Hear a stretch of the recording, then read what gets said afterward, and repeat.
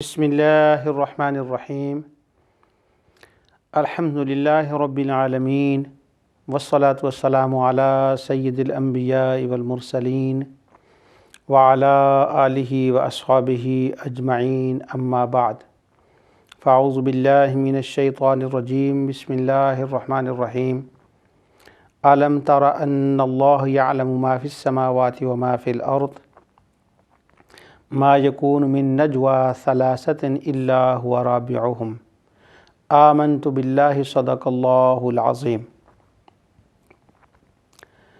الحمدللہ اللہ تعالیٰ کی عنایت سے اور اس کی رحمت سے پروگرام ازالہ شبہات میں آج مسئلہ حاضر ناظر کے اوپر میں گفتگو کرنے جا رہا ہوں۔ جیسا کہ ناظرین جانتے ہیں کہ وہ شبہات جو شرک کے نام سے بیان کیے جاتے ہیں، ان شبہات کا ازالہ کرنے کے لیے یہ پروگرام جو ہے یہ شروع کیا گیا ہے۔ ان شبہات میں سے ایک شبہ یہ ہے کہ اہل سنت جماعت کہتے ہیں کہ رسول اللہ صلی اللہ علیہ وسلم حاضر ناظر ہیں، تو بعض احباب اس عقیدے کو کفریہ اور شرکیہ عقیدہ کہتے ہیں کہ یہ عقیدہ رکھنا کہ اللہ تعالیٰ کی ذات کے سوا کوئی اور حاضر ناظر ہے، یہ شرک ہے۔ تو یہ ان اجل مسائل میں سے ہیں کہ جن کا شرک کے نام سے بہت زیادہ پروپیگنڈا کیا جاتا ہے کہ یہ شرک ہے، یہ شرک ہے۔ ان میں سے ایک یہ مسئلہ بھی ہے۔ انشاءاللہ اس مسئلے کے اوپر کم و بیش 2 یا 3 قسطوں میں 2 دروس پر گفتگو ہوگی، کیونکہ اس کے بہت سے حصے جو ہیں ان کا تعلق مسئلہ علم غیب سے ہے، جس کا میں بڑی تفصیل سے بیان کر چکا ہوں، اس لیے اس مسئلے کے اوپر زیادہ تفصیل میں نہیں بیان کروں گا۔ سب سے پہلے تو جو رسول اللہ صلی اللہ علیہ وسلم کو حاضر ناظر نہ ماننے اور اس کو شرکیہ ثابت کرنے کے لیے دلیل دی جاتی ہے، میں اس آیت کی تلاوت کرتا ہوں، اور اس کے بعد یہ شبہ تو آپ نے سن لیا کہ حضور صلی اللہ علیہ وسلم کو یہ کہنا کہ وہ حاضر ناظر ہیں یہ کلیتاً شرک ہے۔ اب جو اس مسئلے کے لیے آیت پیش کی جاتی ہے وہ میں آپ کے سامنے تلاوت کرتا ہوں۔ اللہ عز و جل ارشاد فرماتے ہیں سورہ مجادلہ اور آیت نمبر 7، الم تر ان اللہ یعلم ما فی السماوات وما فی الارض، کیا تمہیں معلوم نہیں کہ جو کچھ زمین و آسمان میں ہے اللہ تعالیٰ سب کچھ جانتا ہے۔ اس کے بعد فرمایا ما یکون من نجوى ثلاثة الا هو رابعهم، فرمایا کوئی ایسی جگہ نہیں کہ جہاں پر 3 شخص ہوں اور وہ آپس میں کوئی بات کر رہے ہوں، الا هو رابعهم، تو وہاں چوتھی اللہ تعالیٰ کی ذات ہوتی ہے۔ ولا خمسة الا هو سادسهم، اور کہیں کوئی ایسا مقام نہیں کہ جہاں 5 کوئی گفتگو کر رہے ہوں مگر وہاں 6ٹھی اللہ تعالیٰ کی ذات ہوتی ہے۔ ولا ادنی من ذلك ولا اکثر الا هو معهم، ہاں اس سے اگر کم لوگ بھی کہیں ہوں، مثلا 7 تک تو بات چلے گی، اگر 8 ہوں تو 9ویں اللہ کی ذات ہے، اگر 2 ہوں تو تیسری اللہ کی ذات ہے، اگر کوئی 1 ہو تو دوسری اللہ کی ذات ہے۔ تو کم و بیش اس کا مطلب یہ ہے کہ ہر جگہ اللہ تعالیٰ کی ذات ان کے ساتھ ہوتی ہے۔ ثم ینبئہم بما عملوا یوم القیامہ، ہاں جب قیامت کا دن ہوگا تو اللہ تعالیٰ کی ذات ہر چیز جو ہے وہ ان پر ظاہر فرمائے گی اور ان کو بتائے گی۔ بے شک ان اللہ بکل شیء علیم، اللہ ہر چیز سے واقف ہے۔ اس کے بعد دوسری آیت اس سلسلے میں جو تلاوت کی جاتی ہے وہ یہ ہے کہ سورہ 33 یہ ان اللہ کان علی کل شیء شہیدا یا واللہ علی کل شیء شہیدا، ایسی بہت سی آیات ہیں، صرف میں ان میں سے 2 آپ کے سامنے پیش کر رہا ہوں۔ سورہ النساء کی آیت 33 میں اللہ تعالیٰ فرماتا ہے ان اللہ کان علی کل شیء شہیدا، بے شک اللہ تعالیٰ ہر جگہ پر حاضر و ناظر ہے۔ تو بعض اہل علم جو حضرات ہیں جو اس عقیدے کو شرکیہ عقیدہ کہتے ہیں کہ حاضر ناظر ماننا شرک ہے، وہ یہ دونوں آیتیں اور بعض دیگر آیات جو ان آیات سے ملتی جلتی ہیں، جن میں یہ بیان ہے کہ اللہ تعالیٰ ہر جگہ حاضر و ناظر ہے، اللہ تعالیٰ اپنی علم اور قدرت کے اعتبار سے ہر جگہ حاضر ناظر ہے، اس کی میں تفصیل آگے چل کر بیان کروں گا کہ اللہ کے حاضر ناظر ہونے کا کیا معنی ہے۔ تو وہ کہتے ہیں دیکھیں اللہ ہے اور اس کے ساتھ حضور صلی اللہ علیہ وسلم کو حاضر ناظر کہنا تو قطعی شرک ہے۔ سب سے پہلے میں یہ چاہتا ہوں کہ اس سے قبل کہ میں قرآن کریم کی وہ آیات آپ کے سامنے تلاوت کروں جن سے اہل سنت و جماعت استنباط کرتے ہیں، دلیل لیتے ہیں کہ حضور صلی اللہ علیہ وسلم حاضر ناظر ہیں، اس سے پہلے جو علماء اہل سنت نے اپنی اپنی کتابوں میں مسئلہ حاضر ناظر کو بیان کیا ہے کہ حاضر ناظر کا معنی اور مطلب کیا ہے، اس کو میں آپ کے سامنے بیان کرنا ضروری سمجھتا ہوں تاکہ پھر جو شبہ ڈالا گیا ہے اس شبہ کی حقیقت کا بھی اندازہ ہو جائے۔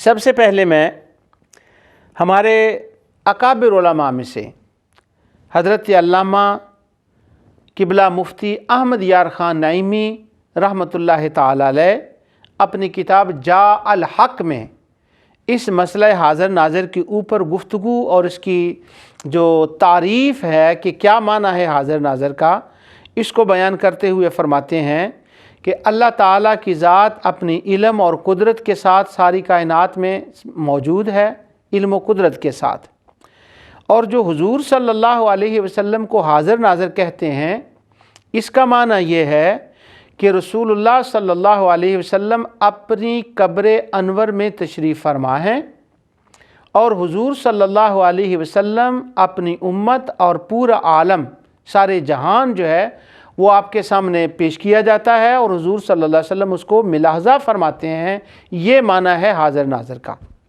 دوسرا وہ فرماتے ہیں کہ حضور صلی اللہ علیہ وسلم کو اللہ تعالیٰ نے یہ قدرت بخشی کہ وہ ایک مقام سے ایک جگہ پر اگر چاہیں، ایک جگہ سے دوسری جگہ پر چاہیں تو وہ تشریف لے جا سکتے ہیں، تو ایک وقت میں آپ مختلف مقامات پر توجہ فرما کر ان کو دیکھ سکتے ہیں، یہ ہے معنی حاضر ناظر کا۔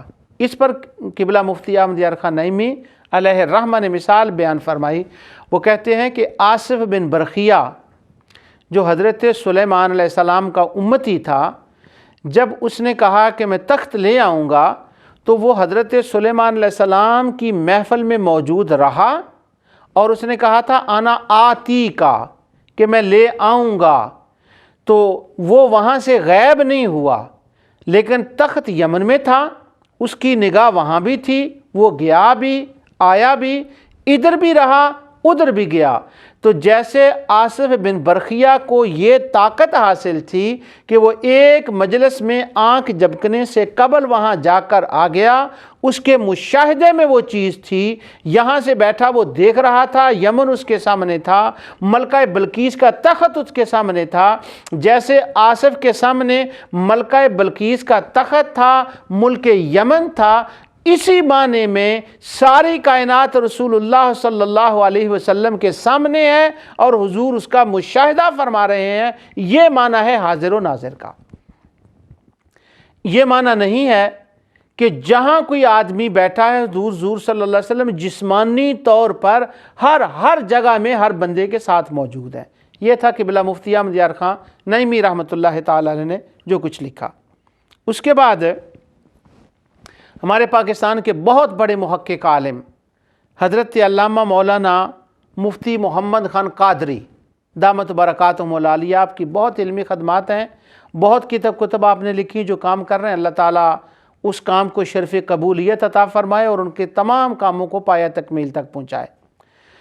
آپ نے اپنی کتاب جو ہے کہ نبی کریم صلی اللہ علیہ وسلم کے اس پر شاہکار ربوبیت جو ان کی کتاب ہے اس کے اندر انہوں نے مسئلہ حاضر ناظر کے اوپر جو باب باندھا ہے رسول اللہ صلی اللہ علیہ وسلم کی شان کا، انہوں نے یہ لکھا ہے کہ حضور صلی اللہ علیہ وسلم کے حاضر ناظر ہونے کا معنی یہ ہے کہ حضور صلی اللہ علیہ وسلم کائنات کو ملاحظہ فرما رہے ہیں، ہر بندے کے ساتھ جسمانی طور پر حاضر ناظر کا معنی نہیں ہے۔ اس کے بعد تیسری شخصیت جو بڑی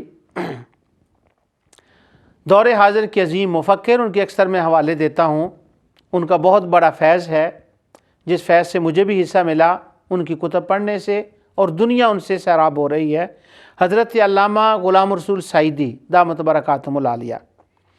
انہوں نے اپنی کتاب توضیح البیان اور شرح صحیح مسلم کے اندر عقیدہ حاضر ناظر کی جو تفصیل بیان کی ہے وہ یوں ہے۔ وہ فرماتے ہیں کہ سرکار دو عالم صلی اللہ علیہ وسلم مدینہ منورہ میں اپنی قبر انور کے اندر تشریف فرما ہے، اور سارے جہان کے اعمال حضور صلی اللہ علیہ وسلم کے سامنے پیش کیے جاتے ہیں۔ تو ہم بھی حضور کے سامنے پیش ہوتے ہیں کہ ہم نے ہفتے میں کیا کیا ہے، اور ہمارے ایکشن کو حضور صلی اللہ علیہ وسلم ویو فرماتے ہیں، ان کو دیکھتے ہیں۔ تو جب ہم سب کے نامہ اعمال، سب کی رپورٹ حضور کے سامنے جاتی ہے تو گویا ہم سب حضور صلی اللہ علیہ وسلم کے سامنے حاضر ہو جاتے ہیں، یعنی ہم وہاں حاضر ہوتے ہیں، ہماری وہاں حاضری ہوتی ہے۔ تو جب ہماری وہاں حاضری ہوتی ہے تو نبی اکرم نور مجسم صلی اللہ علیہ وسلم ہمیں دیکھتے ہیں۔ تو جب آپ ہم پر نگاہ کرم فرماتے ہیں، ہمیں نظر فرماتے ہیں، تو وہ ناظر ہو جاتے ہیں، وہ ہمیں دیکھتے ہیں۔ انہوں نے فرمایا کہ حاضر ناظر کا یہ بالکل معنی نہیں ہے کہ حضور صلی اللہ علیہ وسلم ہر بندے کے ساتھ ہر مقام پر جسمانی طور پر ہر آدمی کے ساتھ موجود ہیں۔ یہ تین بہت بڑے علماء ہیں، علمی شخصیات ہیں جن کا میں نے بیان کیا، جنہوں نے حضور صلی اللہ علیہ وسلم کے حاضر ناظر کا معنی بیان کیا ہے۔ اسی طرح اللہ تعالیٰ کی ذات کے بارے میں کہ اللہ تعالیٰ جو حاضر ناظر ہے وہ اپنی شان کے مطابق حاضر ناظر ہے، اور اس اپنی قدرت اپنے علم کے مطابق جو اس کی شان ہے اس کے مطابق ہے۔ ہاں، حضور صلی اللہ علیہ وسلم عالمین کے لیے جن جن کی طرف وہ رسول ہوئے ہیں ان کے وہ سارے حضور کے سامنے حاضر، حضور نے ان کا مشاہدہ فرمایا۔ اللہ تعالیٰ نے حضور صلی اللہ علیہ وسلم کو ساری امت کا مشاہدہ فرمایا۔ جب ساری امت حاضر ہوئی، آپ نے مشاہدہ کیا تو آپ حاضر ہوئے، ہم حاضر ہوئے۔ جب آپ نے ان کو دیکھا تو آپ ناظر ہوئے۔ یہ معنی ہے حاضر و ناظر کا۔ اس کے علاوہ ایک نام اور ہے جو وہ یہ زیادتی ہوگی اگر میں ان کا نام نہ لوں۔ ہمارے دور حاضر کے عظیم مفکر حضرت علامہ اور عظیم مناظر علامہ سعید اسد فیصل آبادی، آپ بہت بڑے محقق عالم ہیں ماشاءاللہ۔ اللہ تعالیٰ آپ کی علم و عمل، آپ کی عمر میں برکت فرمائے، علم و عمل میں برکت فرمائے۔ ان کی ایک کتاب ہے مسئلہ حاضر ناظر۔ انہوں نے اس کتاب کے اندر بالکل یہی لکھا ہے جو ان تین علماء کا میں آپ کے سامنے ریفرنس پیش کر چکا ہوں۔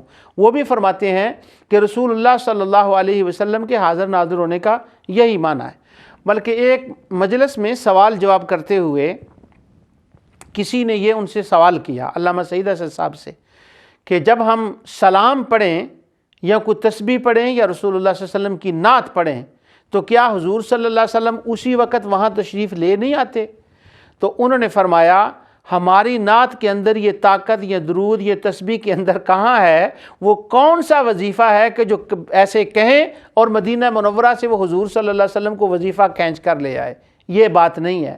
جہاں مجلسیں محافل ہوتی ہیں اگر وہ کرم فرمائیں تو بس اس طرف وہ توجہ فرما دیتے ہیں۔ جب وہ توجہ فرماتے ہیں، رپورٹ پیش ہوتی ہے، وہ ناظر ہوتے ہیں، اس مجلس کے لیے وہ دعا فرما دیتے ہیں۔ یہ معنی ہے حاضر ناظر کا۔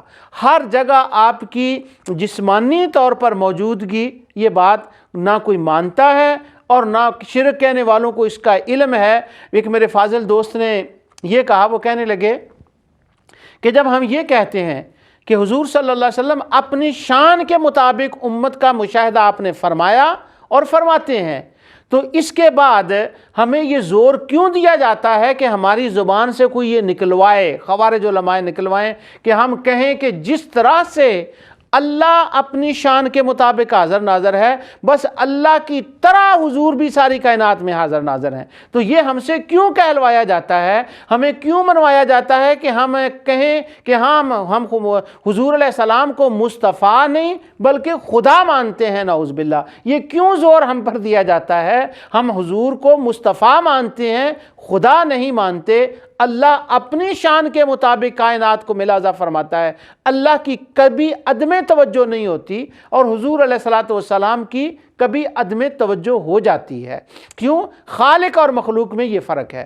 آپ کا عالم استغراق میں ہے، اللہ رب العزت کے حضور حاضر ہیں، ساری توجہ اس طرف ہے، دوسری طرف توجہ نہیں ہے، اس وقت اس طرف آپ حاضر آپ ناظر نہیں ہیں۔ لیکن اللہ کی شان یہ ہے کہ اللہ تعالیٰ کی ذات کے اوپر کبھی ایسا ایک لمحہ نہیں آتا۔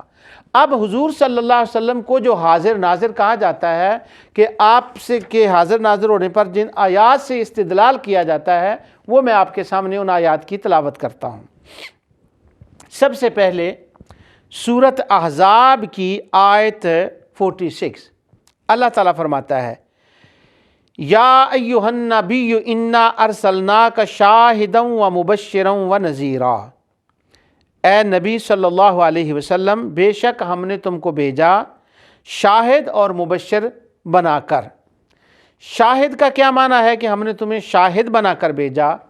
میں ساری ڈکشنریوں کو چھوڑتے ہوئے صرف قاضی شوکانی کا ایک جملہ یہاں میں کہہ رہا ہوں، اس سے آگے میں آگے گزر جاؤں گا۔ قاضی شوکانی اس آیت کی تفسیر میں لکھتے ہیں کہ شاہد کا معنی ہے شاہد علی امتک، کہ تو اپنی امت کے اوپر گواہ ہے، اور امت کا معنی ہے قیامت تک جو امت آنے والی ہے ان کے اعمال کے اوپر تو گواہ ہے کہ وہ کیا کیا کر رہے ہیں۔ تو جب حضور صلی اللہ علیہ وسلم اعمال کو ملاحظہ فرما رہے ہیں، اعمال کو دیکھ رہے ہیں، ایمان کو دیکھ رہے ہیں، ہمارے سارے معاملات کو دیکھ رہے ہیں، آپ کے سامنے جب پیش کیے جاتے ہیں اور قیامت کے دن آپ اس کی گواہی دیں گے، تو آپ ناظر ہوئے، جب ہم ان کے سامنے گئے تو وہ حاضر ہوئے۔ تو قاضی شوکانی کہتے ہیں کہ شاہدن کا معنی ہے علی امتک، کہ رسول اللہ صلی اللہ علیہ وسلم ساری امت کے اوپر شاہد اور گواہ ہیں۔ اب شاہد کے 2-3 معنی میں بتاتا ہوں آپ کو۔ اور شاہد کا معنی یہ ہوتا ہے کہ جو کوئی اپنی نگاہ سے کسی چیز کو دیکھے۔ بہت سارے معاملات میں، دنیاوی بہت سارے معاملات میں جب ہمارے اوپر شاہد کا لفظ آتا ہے تو ہمارے اوپر بھی شاہد گواہ کا لفظ آئے گا کہ ہم نے اپنی آنکھوں سے کسی چیز کو دیکھا ہوگا۔ دنیاوی معاملات میں یہ لفظ خاص کہہ رہا ہوں۔ دنیاوی معاملات میں جب گواہی لی جائے گی تو ہم جو امتی ہیں ان کے لیے ہے کہ انہوں نے اپنی آنکھوں سے کسی چیز کو دیکھا ہو، تو تب اس کے اوپر شاہد کا لفظ آئے گا۔ اگر اس نے اپنی آنکھوں سے نہ دیکھا ہو تو نہ اس کو گواہ کہا جائے گا، نہ اس کو شاہد کہا جائے گا۔ قرآن کریم سے اس کا ایک میں معنی پیش کرتا ہوں۔ سب ڈکشنری کو چھوڑ کر صرف قرآن شریف میں شاہد کا معنی کیا ہے؟ جو دیکھ کر کسی بات کی گواہی دے۔ یہ میں لوگوں کی بات کر رہا ہوں، نبی کی نہیں ابھی کر رہا۔ اللہ عز و جل ارشاد فرماتے ہیں، قال ہی راودتنی عن نفسی وشاہد شاہد من اہلہا ان کان قمیصہ قد من قبل فصدقت وہو من الکاذبین۔ اللہ اکبر۔ سیدنا یوسف علیہ السلام نے فرمایا زلیخا، جس کا قرآن میں زلیخا کا نام نہیں ہے، اس عورت کے خاوند سے کہ اس نے مجھے اپنی طرف مائل کرنا چاہا، تو وہ شاہدہ شاہد من اہلہا، وہاں ایک اس موقع کے اوپر موجود تھا جو یہ ساری باتیں سن رہا تھا اور وہ دیکھ رہا تھا، وہ گواہ تھا۔ وہ شاہدہ شاہد من اہلہا، تو وہ گواہ تھا وہاں پر، اس نے یہ ساری باتیں جو تھیں جب یوسف علیہ السلام نے کہا، اور اس نے موقع واردات جو تھا حضرت یوسف علیہ السلام کی قمیض کا پیچھے سے پھٹنا، وہ قمیض اس نے پیچھے سے پھٹی ہوئی دیکھی، پھر اس نے آگے وہ اپنی گواہی کو بیان کیا۔ میں وہ واقعہ بیان نہیں کرنا چاہتا۔ تو شاہد کا معنی یہ ہے کہ جس نے آنکھوں سے دیکھا ہو۔ ایک اور قرآن کریم سے حوالہ، سورہ صافات اور آیت 150۔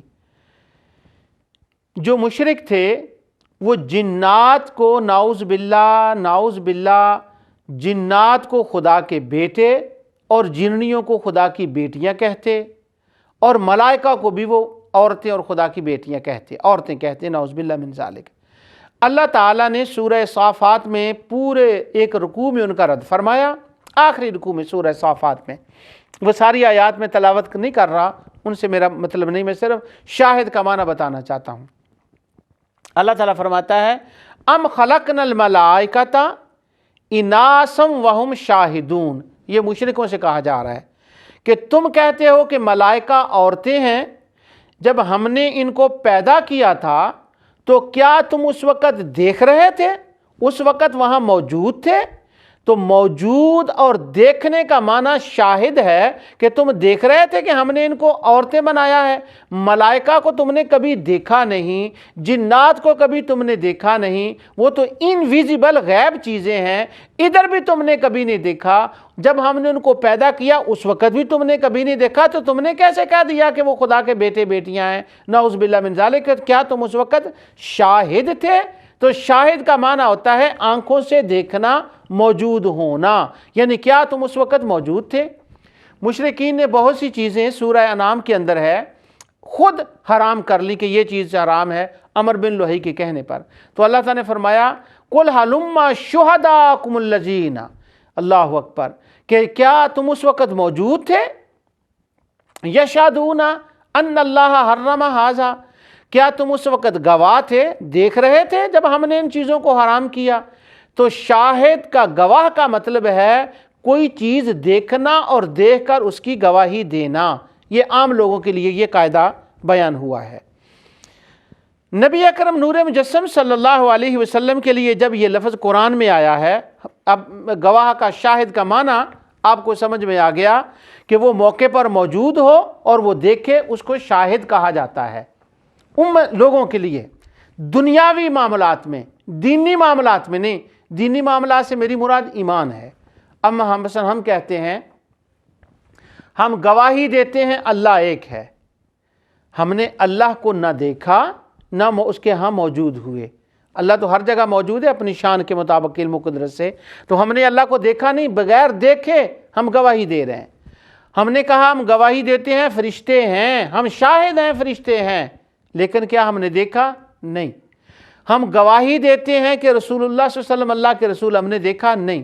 ہم قیامت کی گواہی دیتے ہیں، جنت کی گواہی دیتے ہیں، ان ساری ایمان والی چیزوں کی گواہی دیتے ہیں پر بن دیکھے۔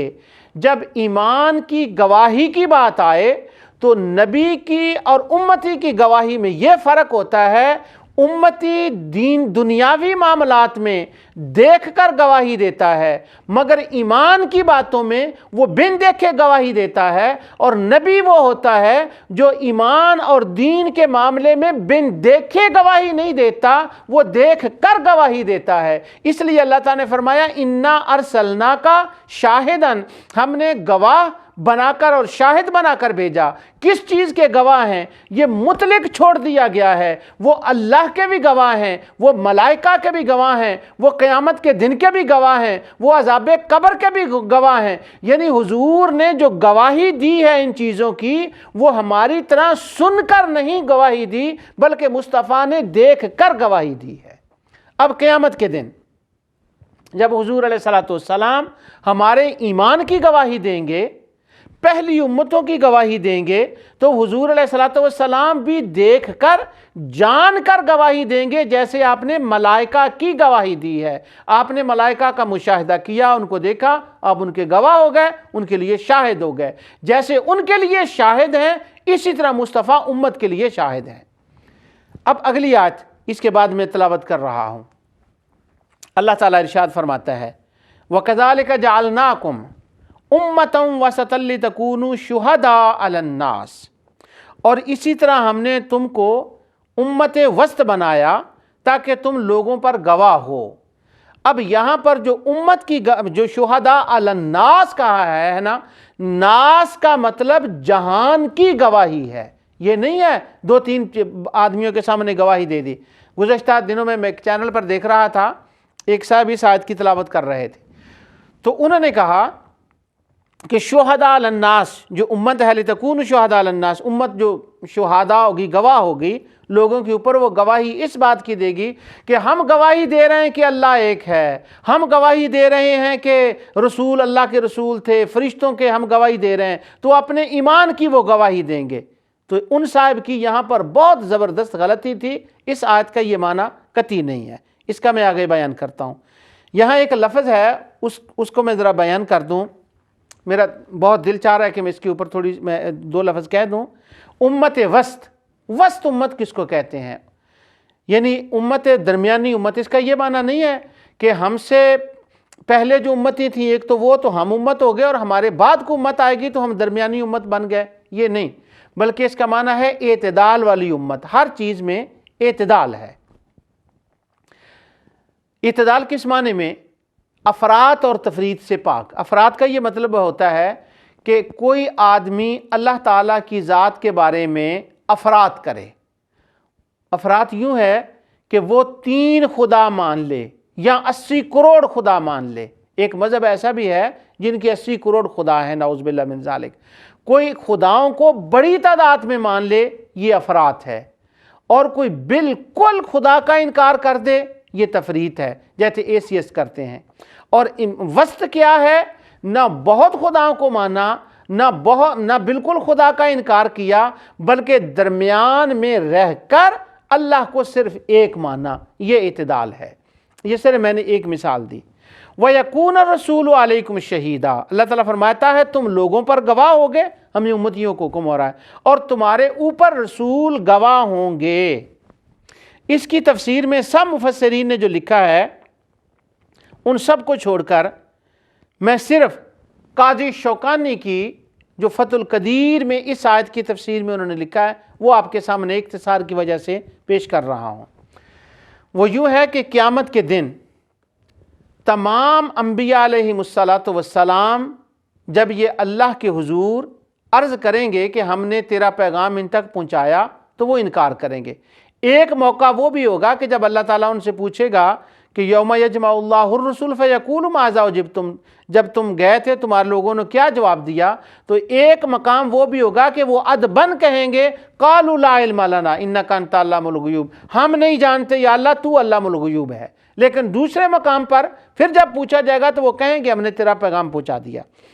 तो वो जो काफिर होंगे, काजी शौकानी लिखते हैं कि वो कुफ़ार जो होंगे वो कहेंगे नहीं, इन्होंने तो ये तो हमारे पास आए ही नहीं, इन्होंने तो हमें को तेरा पैगाम या अल्लाह दिया ही नहीं। वो अंबिया के ऊपर ब्लेम करने लगेंगे, नाउज़ बिल्लाह मिन ज़ालिक। तो अल्लाह ताला उन अंबिया ने जो पैगाम पहुँचाया था उसके लिए जो गवाही तलब फरमाएगा वो उम्मत मुहम्मदिया से लेगा।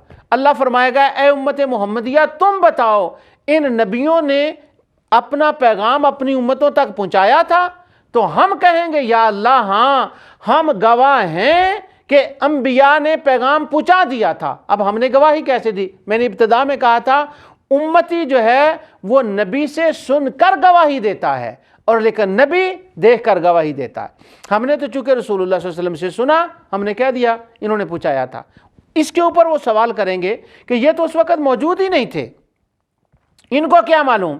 जब वो कहेंगे ना मौजूद नहीं थे, तो एक एतबार से उनके एतराज़ में वज़न होगा, वो बात दुरुस्त होगी कि हाँ हम तो मौजूद नहीं, हम तो सुनकर गवाही दे रहे हैं। तो अल्लाह ताला फरमाएगा वयकून रसूल अलैकुम शहीदा, तो अल्लाह रब्बुल इज़्ज़त उस रसूल को लाएगा जिस रसूल ने उम्मत को बताया था।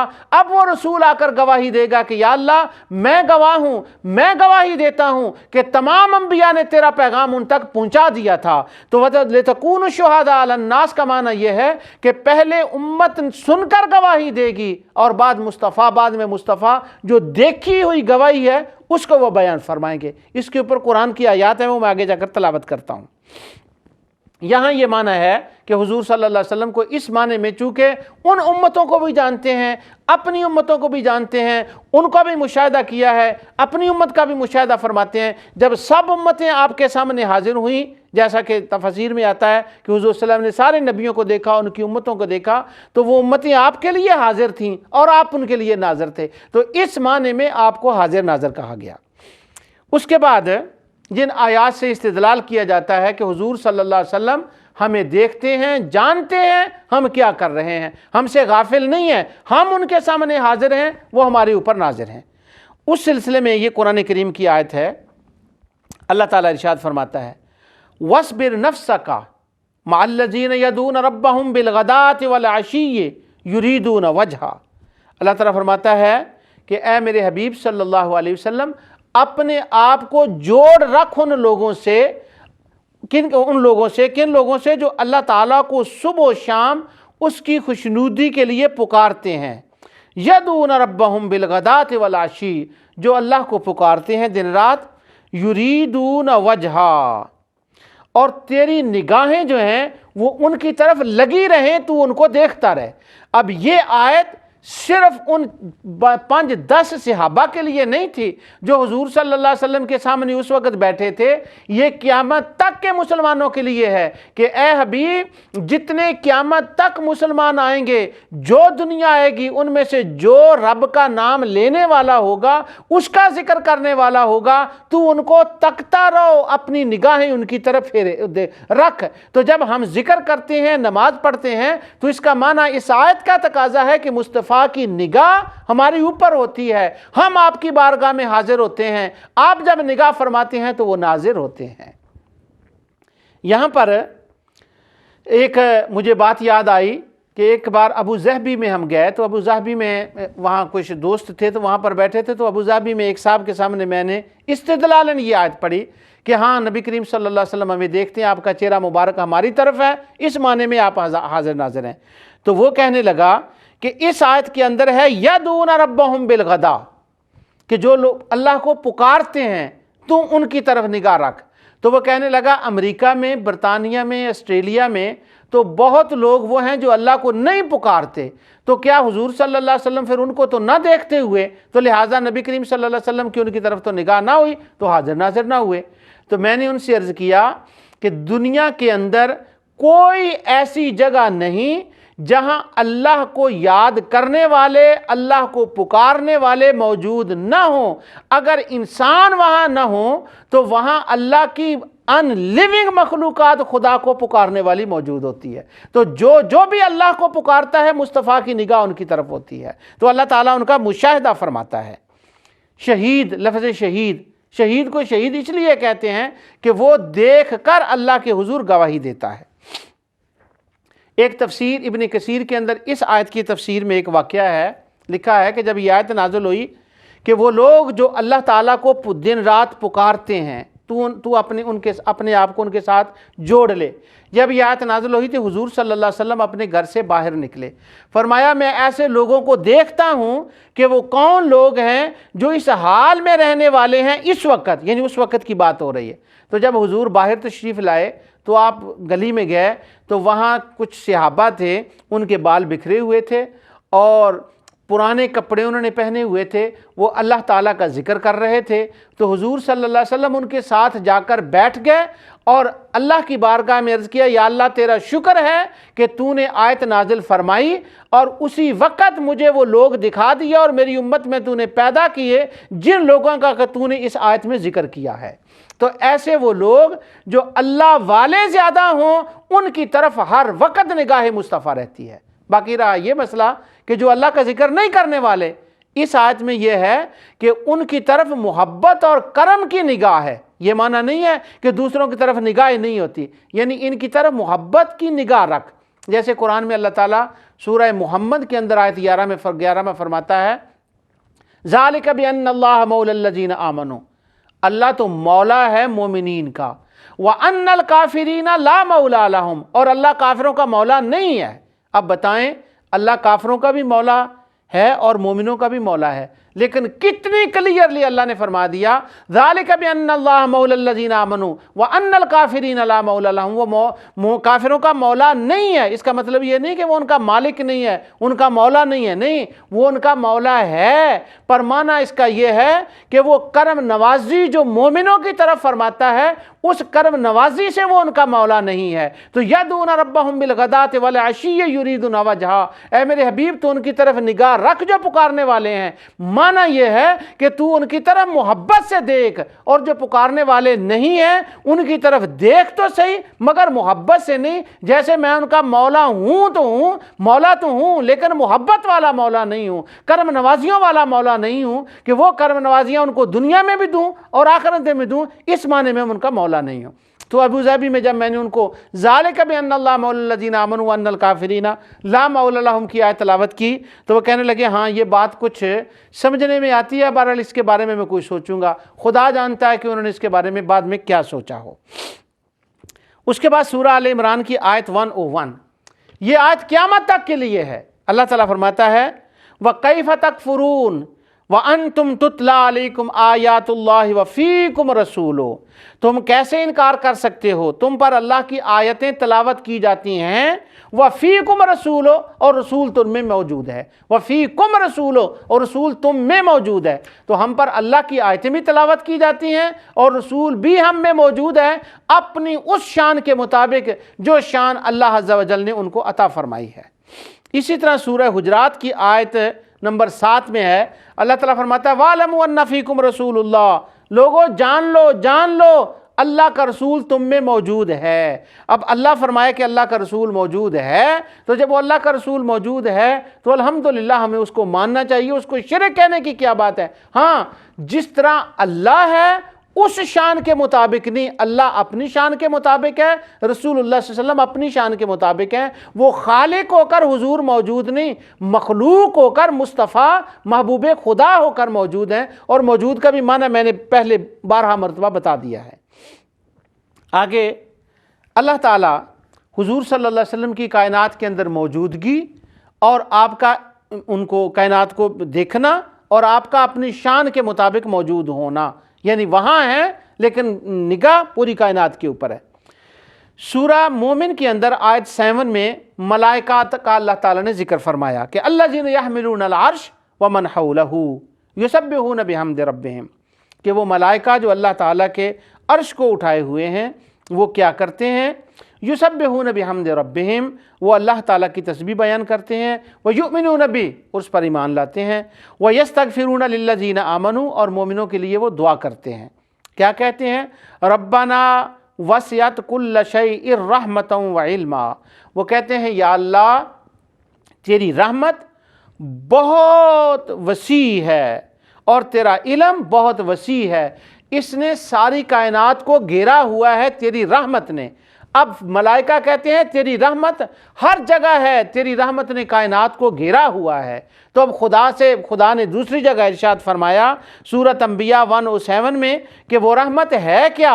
فرمایا وما ارسلناک الا رحمتا للعالمین، وہ میرا حبیب محمد مصطفیٰ رحمت ہے جو پوری کائنات کو وسیع ہے۔ اللہ کی رحمت مصطفیٰ کی صورت میں اللہ تعالیٰ نے عنایت فرمائی، حضور کا وجود اللہ تعالیٰ کی رحمت ہے۔ اور دوسرے مقام پر ہے ان رحمت اللہ قریب من المحسنین، اللہ تعالیٰ کی رحمت قریب ہے محسنین کے، مومنوں کے، اور حضور صلی اللہ علیہ وسلم اللہ کی رحمت ہے۔ یہ وہ آیات ہیں جن پر میں نے عرض کیا کہ جن سے استدلال کیا جاتا ہے کہ حضور صلی اللہ علیہ وسلم مجازاً حاضر ناظر ہیں۔ النبی اولی بالمؤمنین من انفسہم، اللہ تعالیٰ فرماتا ہے کہ بے شک میرا محبوب، میرا نبی قریب ہے مومنوں کی جانوں کے۔ اچھا یہاں جو ہے نا قریب کا معنی النبی اولی بالمؤمنین، یہاں لفظ ہے اولا، اولا لفظ ہے تو بہت سارے لوگوں کو یہاں اولا کے معنی میں ویسے وہ کہتے ہیں، اچھا ایک اولا کا معنی ہوتا ہے تصرف کرنے والا، کہ جو چاہے وہ کرے، وہ طاقت ہے اس کے اندر، وہ تصرف کر لے۔ جب رسول اللہ صلی اللہ علیہ وسلم کی قوت کی بات ہوتی ہے نا، آپ کے اختیار کی، تو اس وقت ہم یہ آیت کہتے ہیں کہ النبی اولی بالمؤمنین، کہ حضور صلی اللہ علیہ وسلم مومنوں کے مالک ہیں، ان کے جان و مال کے مالک ہیں، وہ جیسے چاہیں تصرف کریں۔ تو خوارج علماء کہتے ہیں نہیں، اولا کا معنی مالک نہیں ہوتا، مالک تو صرف اللہ ہے، تصرف کرنے والا تو صرف اللہ ہے، تو پھر اولا کا معنی کیا ہے؟ وہ کہتے ہیں اس کا معنی ہے قریب ہیں، کہ نبی کریم صلی اللہ علیہ وسلم جب صحابہ کو نماز پڑھاتے تھے تو وہ صحابہ کے ساتھ رہتے تھے، تو یہ معنی ہے کہ وہ مومنوں کے قریب ہیں، یعنی جب وہ کیا جائے تو یہاں اس وقت یہ معنی نکالا جاتا ہے۔ کیوں یہ حضور صلی اللہ علیہ وسلم قریب کا معنی کہاں سے نکالا؟ ہاں جی ہاں، قرآن میں ہے نا، اِنَّ أَوْلَى النَّاسِ بِإِبْرَاهِيمَ الَّذِينَ اتَّبَعُوا هَٰذَا النَّبِيَّ، ابراہیم کے وہ لوگ قریب ہیں جو اس نبی کی اتباع کرتے ہیں، تو اولا کا معنی تو قریب ہوا۔ سبحان اللہ، جب اولا کا معنی قریب ہوا تو النبی اولا بالمؤمنین من انفسہم کا معنی یہ ہوا کہ رسول اللہ صلی اللہ علیہ وسلم مومنوں کی جانوں سے بھی زیادہ ان کے قریب ہیں، یعنی فزیکلی جسمانی نہیں بلکہ ان کے اوپر ان کی نگاہ رہتی ہے۔ آگے اللہ تعالیٰ ارشاد فرماتا ہے سورہ انفال کی آیت 33، وَمَا كَانَ اللَّهُ لِيُعَذِّبَهُمْ وَأَنْتَ فِيهِمْ وَمَا كَانَ اللَّهُ مُعَذِّبَهُمْ وَهُمْ يَسْتَغْفِرُونَ، اور اللہ تعالیٰ فرماتا ہے کہ خدا ایسا کبھی نہیں کرتا کہ ان لوگوں کو عذاب دے جبکہ تو ان کے اندر وَأَنْتَ فِيهِمْ، تو ان کے اندر موجود ہو، یعنی امت محمدیہ کے اوپر مجموعی طور پر اکٹھا ساری امت کے اوپر عذاب نہیں آتا۔ کیوں عذاب نہیں آتا؟ کہ حضور ان میں ہیں، تو نبی کریم صلی اللہ علیہ وسلم چونکہ امت پوری میں ہیں اس لیے پوری امت کے اندر عذاب جو ہے وہ نہیں آتا۔ حضور صلی اللہ علیہ وسلم کے حاضر ناظر ہونے کی ایک تمثیل علماء دیتے ہیں، وہ کہتے ہیں کہ اللہ تعالیٰ نے حضور صلی اللہ علیہ وسلم کے بارے میں جو فرمایا ہے نا، وَدَاعِيًا إِلَى اللَّهِ بِإِذْنِهِ وَسِرَاجًا مُنِيرًا، کہ وہ سراج منیر ہیں، چمکتا ہوا چراغ، سورج ہے چمکتا ہوا۔ تو سورج کہیں ہے اور مقام پر ہے سورج، لیکن اس کی شعائیں کہاں تک ہیں؟ پوری دنیا میں ان کی شعائیں جاتی ہیں۔ اسی طرح حضور صلی اللہ علیہ وسلم جیسے سورج کی مثال ہے کہ اللہ تعالیٰ فرماتا ہے حضرت سورہ نوح کے اندر کہ وَجَعَلَ الْقَمَرَ فِيهِنَّ نُورًا وَجَعَلَ الشَّمْسَ سِرَاجًا، کہ بے شک ہم نے بنایا قمر کو اور سراج کو نور اور چمکتا ہوا سورج کو چمکنے والا بنایا، چمکتا ہوا چراغ بنایا، تو اب سورج جو ہے اس کو سراج فرمایا۔ اسی طرح نبی کریم صلی اللہ علیہ وسلم کو وَدَاعِيًا إِلَى اللَّهِ بِإِذْنِهِ وَسِرَاجًا مُنِيرًا، ان کو اللہ تعالیٰ نے سراج منیر فرمایا، یعنی ہیں وہ مدینے میں لیکن آپ کی نگاہیں پوری دنیا میں ہیں، جس طرح سورج کسی اور مقام پر ہے پر اس کی شعائیں پوری دنیا میں ہیں، اسی طرح رحمت للعالمین کی رحمت للعالمینی پوری دنیا میں ہے، ان سب کو ملاحظہ فرما رہے ہیں، ان کے اوپر وہ ناظر ہیں۔ آگے ایک جو علماء استدلال کرتے ہیں اس مسئلے کے اوپر وہ یہ ہے کہ اللہ تعالیٰ فرماتا ہے، یہ قرآن کریم میں بہت سے مقامات پر ہے لیکن میں صرف ایک آیت پڑھتا ہوں، میرا خیال میں قرآن کو اگر کھولے تو شاید ہر صفحے کے اوپر آپ کو یہ الفاظ نظر آتے ہیں، وَإِذْ، اور اس کا مطلب ہوتا ہے وَإِذْ قَالَ رَبُّكَ لِلْمَلَائِكَةِ إِنِّي جَاعِلٌ فِي الْأَرْضِ خلیفہ، اللہ تعالیٰ فرماتا ہے یاد کرو اس وقت کو، اذکر، اس کے اندر اذکر ہوتا ہے، یاد کرو اس وقت کو کہ جب تیرے رب نے یہ ملائکہ سے فرمایا کہ بے شک میں ایک خلیفہ بنانے والا ہوں۔ اب یاد کرو، تو یاد کس چیز کو کیا جاتا ہے؟ جس کا پہلے علم ہو لیکن اس سے ذرا توجہ اس طرف ہو، ہٹی ہوئی ہو، یا توجہ بھی ہو اور اس کو دوبارہ یاد کرانا مقصود ہو کسی بات کی وجہ سے، اس کو کہا جاتا ہے اذ۔ اب اللہ تعالیٰ نے فرمایا وَإِذْ نَجَّيْنَاكُم مِّنْ آلِ فِرْعَوْنَ، یاد کرو اس وقت کو جب ہم نے موسیٰ علیہ السلام کو اور ان کی قوم کو فرعون سے نجات عطا فرمائی، یاد کرو، وہ ہزاروں سال پہلے ہو چکا ہے لیکن اللہ فرما رہا ہے یاد کرو۔ تو یاد کرو کیوں کہا جا رہا ہے؟ اس لیے کہ اصل میں حضور اس دنیا میں آنے سے پہلے عالم ارواح میں ان سارے معاملات کو دیکھ رہے تھے، ان کا مشاہدہ فرما رہے تھے، چونکہ وہ شاہد تھے، اس لیے اللہ تعالیٰ ان کو فرما رہا ہے کہ یاد کرو اس وقت کو جب اللہ تعالیٰ نے ملائکہ سے کہا، یاد کرو اس وقت کو۔ اس آیت سے بھی پتہ چلتا ہے کہ جو پہلے وقت گزر گئے ہیں مصطفیٰ ان وقتوں کے بھی شاہد ہیں، اور جو قیامت تک آنے والے ہیں مصطفیٰ ان وقتوں کے بھی شاہد ہیں۔ اور قرآن میں جب انا ارسلناک شاہدن کہا ہے تو مطلق شاہد کہا ہے، یہ کوئی اس کی تخصیص نہیں کی کہ اس چیز کے شاہد ہیں، اس چیز کے شاہد نہیں، مطلق شاہد کا ہے۔ جب اس مالک نے ان کو مطلق شاہد اور گواہ بنا دیا ہے، دیکھنے والا، نظر فرمانے والا بنا دیا ہے، تو ہمیں اس مالک کی اس کرم پر ہمیں کیا اعتراض ہے؟ ہم اس کو شرک کے معنی میں کیوں لے لیں؟ ہاں، شرک تب بنتا ہے کہ نعوذ باللہ من ذالک جب وہ اللہ کی طرح اس کو مانا جائے۔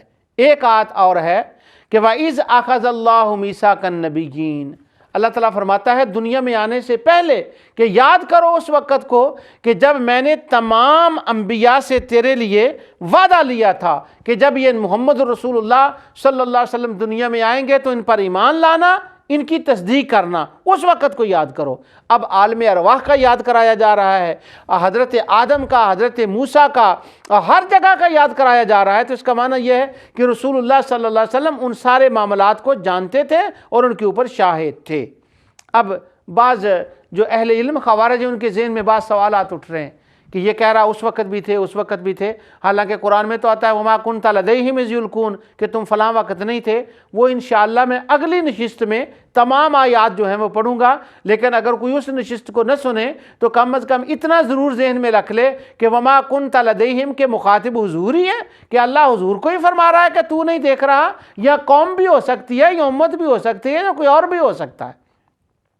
آگے سنیے، کہتے ہیں کہ ایسے بہت سے مقامات پر نگاہ میں رکھنا یہ صرف اللہ کی شان ہے، اور کوئی اس کو اپنی نگاہ میں نہیں رکھ سکتا، دیکھ نہیں سکتا۔ اگر یہ مان لیا جائے کہ اللہ تعالیٰ کی ذات کے سوا کوئی اور بہت سے مقامات کو دیکھ رہا ہے، با یک وقت دیکھ رہا ہے، ملاحظہ کر رہا ہے، اس کے سامنے حاضر ہے سارا اور وہ اس کے اوپر ناظر ہے، یہ شرکیہ عقیدہ ہے۔ اللہ کے سوا یہ چیز، یہ قوت کسی کو حاصل نہیں۔ ہاں، ذاتی اصلاً اللہ کے سوا کسی کو حاصل نہیں، مگر اللہ چاہے تو اپنی مخلوق میں سے کسی کو عطا فرما دے۔ وہ سخی ہے اور وہ سب سے بڑا سخی ہے۔ جب وہ سخاوت فرماتا ہے تو وہ اپنی شان کے مطابق سخاوت فرماتا ہے۔ یہاں اس آیت کی میں متعدد بار مختلف طریقوں سے تلاوت کر چکا ہوں، آج میں اس آیت کی اور اس طرح سے تلاوت کر رہا ہوں۔ سورہ سجدہ کی آیت ہے، اور طرح کا معنی نہیں کہ میں بدل کر تلاوت کر رہا ہوں آیت کی، نہیں، اس کا مطلب یہ ہے کہ کسی اور معنی میں، اس کا معنی میں لے رہا ہوں میں۔ اللہ تعالیٰ فرماتا ہے قُلْ يَتَوَفَّاكُمْ مَلَكُ الْمَوْتِ الَّذِي وُكِّلَ بِكُمْ ثُمَّ إِلَىٰ رَبِّكُمْ تُرْجَعُونَ، تم فرما دو کہ ملک الموت تم کو موت دیتا ہے۔ میں اشارہ کر دوں موت دینے والا اللہ ہے، مگر مجازاً ملک الموت کو کہا جا رہا ہے، وہ تم کو موت دیتا ہے، اور وہ تمہاری اوپر مقرر ہے اللہ تعالیٰ کی طرف سے، تم سب نے اسی کی طرف جانا ہے۔ ملک الموت روحیں قبض کرتا ہے، اس کے ساتھ اور ملائکہ بھی ہوتے ہیں جب وہ حاضر ہوتے ہیں، لیکن اس آیت میں صرف ملک الموت کا ذکر ہے۔ جو ایک خوارج ہیں، جب ان کو یہ کہا جائے نا حاضر ناظر کے معاملے میں یہ آیت دلیل دی جائے، ویسے وہ احادیث کو نہیں مانتے، پر جب اس آیت کو مانتے ہیں، اس آیت کی بات ہوتی ہے تو کہتے نہیں اور ملائکہ بھی ہوتے ہیں، والملائکۃ باسطوا ایدیہم، اور ملائکہ بھی ساتھ ہوتے ہیں۔ ہاں، ساتھ ہوتے ہیں، پر اصل وفات دینے والا تو ملک الموت ہے۔ یہ تو قرآن میں کہیں نہیں ہے کہ ملک الموت جو ہے وہ اس کا عدم علم تو کہیں نہیں کہا گیا، بہت سے ملائکہ کو تو ملک الموت نہیں کہا گیا، ایک کو ہی کہا گیا، یہی موت دیتا ہے۔ ہاں، اس کے ساتھ معاون ہوتے ہیں، اس وقت حاضر ہوتے ہیں۔ اللہ تعالی ہم پر وہ وقت جب لائے تو یا رب العالمین تمام مسلمانوں کے اوپر موت کے وقت آسانی فرمانا، اور جب ملک الموت اور ملائکہ آئیں جان نکالنے کے لیے، میرے اللہ ہمیں توبہ کی توفیق عطا فرمانا، اور یا میرے اللہ اس وقت ہمارے اوپر آسانی فرمانا، آمین۔ اللہ تعالیٰ وہ وقت جو ہے ہمارے اوپر آسانی سے لے کر آئے اپنے حبیب علیہ الصلوۃ والسلام کے صدقے سے۔ تو میں یہ بتا رہا تھا کہ ملک الموت اپنے ایک مقام پر ہے اور وہ پورے جہاں کو دیکھتا ہے۔ حافظ ابن کثیر ان اللہ عندہ علم الساعۃ وینزل الغیث کی تفسیر میں فرماتے ہیں کہ دن میں 5 مرتبہ مچھلیوں کے پاس، حیوانوں کے پاس، پرندوں کے پاس، انسانوں کے پاس وہ دیکھتا ہے، ان کو ملاحظہ کرتا ہے، حاضر ہوتا ہے۔ سارے جہان میں لوگ فوت ہوتے ہیں، تنہا ہر جگہ پہ حاضر ناظر ہو جاتا ہے ملک الموت۔ اگر ملک الموت کو خدا یہ طاقت عطا فرما دے تو شرک نہیں ہوتا، اور اگر ملک الموت کے نبی ملک الموت کے جو نبی ہیں، جو آقا ہیں، ان کو اگر یہ عطا فرما دے تو شرک کیسے ہو جاتا ہے؟ اس سے بھی میں اگلی ایک بات بتاؤں آپ کو۔ یہ تو ملک الموت کے بارے میں بات تھی۔ اللہ تعالیٰ ارشاد فرماتا ہے، یہ سورہ اعراف کے اندر 27 آیت ہے، اللہ تعالیٰ فرماتا ہے یا بنی آدم لا یفتننکم الشیطان کما اخرج ابویکم من الجنۃ ینزع عنہما لباسہما لیریہما سوآتہما۔ اے بنی آدم، دیکھنا شیطان سے ذرا ہوشیار رہنا، تمہارے باپ کے ساتھ اس نے کیا کیا۔ یہ بیان کرنے کے بعد اللہ تعالیٰ فرماتا ہے اب شیطان کا علم، اس کی کوالٹی، اس کی طاقت کو بیان کیا جا رہا ہے۔ اگر ہم کہیں حضور کو یہ طاقت ملی تو شرک ہو جاتا ہے۔ اللہ تعالیٰ فرماتا ہے انہ یراکم ہو وقبیلہ من حیث لا ترونہم۔ اللہ فرماتا ہے تم جہاں کہیں بھی ہو تو وہ شیطان جو ہے وہ تم کو ایسی جگہ سے دیکھتے ہیں جہاں سے تم ان کو نہیں دیکھ سکتے۔ یعنی شیطان امریکہ میں ہو تو وہ پاکستان میں دیکھتا ہے، دبئی میں ہو، سعودی عرب میں، پورے ہر جگہ کو دیکھتا ہے۔ اللہ نے شیطان کو یہ طاقت دی ہے کہ وہ ہر ایک کو حاضر بھی ہو سکتا ہے، ان کے لیے ناظر بھی ہو سکتا ہے، اس کو اتنی طاقت دی ہے۔ اگر شیطان کے اندر یہ قوت مانے تو شرک نہیں ہوتا، تو گنبد خضرا کے مکی کے اندر یہ طاقت مانے تو کیسے شرک ہو جاتا ہے؟ تو شرک تب ہوتا کہ اگر رسول اللہ صلی اللہ علیہ وسلم اپنی ذاتی طاقت سے کہتے، ملائکہ کے پاس یہ طاقت ہے، حتیٰ کہ شیطان ابلیس کے پاس یہ طاقت ہے، تو مصطفیٰ کے پاس طاقت ماننے میں کیوں کر یہ شرک ہو جائے گا؟ سبحان اللہ۔ تو یہ شرک بالکل نہیں ہے، یہ اللہ تعالیٰ کی دی ہوئی طاقت سے حضور علیہ السلام کائنات کا مشاہدہ فرماتے ہیں۔ آخر میں ایک بات ختم کرنے سے پہلے حافظ ابن تیمیہ کی میں بات آپ کو بتا دوں کہ انہوں نے اقتداء صراط المستقیم کے اندر لکھا ہے کہ جب خالی مکانوں میں، مسجدوں میں جاؤ تو شریعت نے ہمیں حکم دیا ہے کہ رسول اللہ صلی اللہ علیہ وسلم کے اوپر سلام کہو۔ تو سلام وہیں جگہ کسی کے اوپر جب کہا جاتا ہے تو سلام کا معنی یہ ہوتا ہے کہ وہاں کوئی موجود ہو، کسی کی نگاہ ہو وہاں پر۔ تو در حقیقت حافظ ابن تیمیہ کے کہنے کا معنی یہ ہے کہ وہ نگاہ مصطفیٰ کو سلام کہا جاتا ہے۔ لیکن حیرت کی بات ہے کہ لوگ شیطان کی طاقت کو ماننے کے لیے تیار ہیں، مصطفیٰ کی طاقت کو ماننے کے لیے تیار نہیں ہے۔ حتیٰ کہ ایک انڈیا کے عالم نے یہاں تک لکھ دیا کہ رسول اللہ صلی اللہ علیہ وسلم سے نعوذ باللہ شیطان کا علم زیادہ ہے، کیونکہ اس کے علم کا ثبوت قرآن میں موجود ہے۔ استغفر اللہ العظیم۔ وہاں شرک نہیں ہوا، تو براہین قاطعہ میں جب لکھا تو یہاں یہ شرک ہو گیا۔ تو جو کچھ میں نے کہا اللہ تعالیٰ اس کو قبول فرمائے۔ انشاءاللہ اگلی نشست میں اس مسئلے کے اوپر جو بعض اعتراضات ہیں یا بعض شبہات ہیں ان کی طرف ان کے بارے میں انشاءاللہ بیان ہوگا۔ جو کچھ میں نے کہا اللہ اس کو قبول فرمائے۔ وما علینا الا البلاغ۔